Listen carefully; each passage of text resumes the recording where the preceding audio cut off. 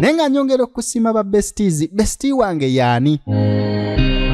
beba balaba filimu zino buli wogiraba no liking no commenting ate ng'omaze okusubscribinga nga n'akadde otaddeko ba bestie eyo level 1 bestie level 2 ajja ku WhatsApp yange nampereza ka message nangamba nti Josh njaga kujoininga group tuyina 2 waliwo ey'okwogereramu netali yakwogeramu ey'okwogereramu erimu emboozi nyingi era chats ziba nyingi kati eyo yaba ina data omungi ne storage kati tali yakwogereramu nzenze kanza aweereza updates so yangu mu inbox yangu mperi nyayo ne jobera sobola okutumirako bestie wange nkutegeza nti filimu yaffe negenda kubanga eraga mu bujjuvu kuwaka akadde kolaba akabulayo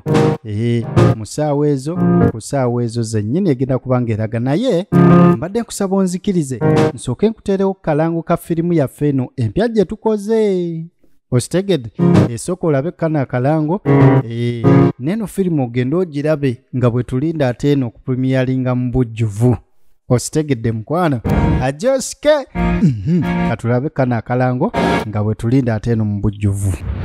Alright, katsoke tulabe kana akalango ate tuolekere ekituleese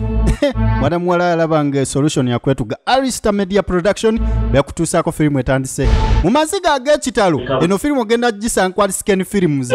badde okimanyi nti nno ebyalaavu byampaka wano director Yasin Kasawuli wulira nno nnyabo sinza kuzaala ne okimanyi tulina bye tutanaba kumaliriza wali obaddeko mu maka ng'oli mukozi naye nga omukulu omwana n'omuto n'abagenyi baagala kulabika nga ate bakwegiriisa bakwejovane mu kibi Godfrey producer kati mwana mulenzi ono yalina ensonga ze ne mwana muwala n'asooka amutulugunya n'akakasa nti amuwaayiriza ne bamusiba naye ng'ekigendererwa kiri ekyo mwana muwala akkiriza amuwa ekyami genda wansi lwaki owoma ng'abasoga Musango kujumba butufu yejuso oba yaza musango nabaki enga mama ye nini tata mama omwana buli omu awulira nga butulugunya mukazi wattu emigo bambi lumu tata yavaamu nagamba lwaki okuba omwana oyo wa buwala mbangunjula kyokka mukozi kati weewuunya owuwe yekyawa nagamba ntino kyonna kyengenda bakola katonda yamanyi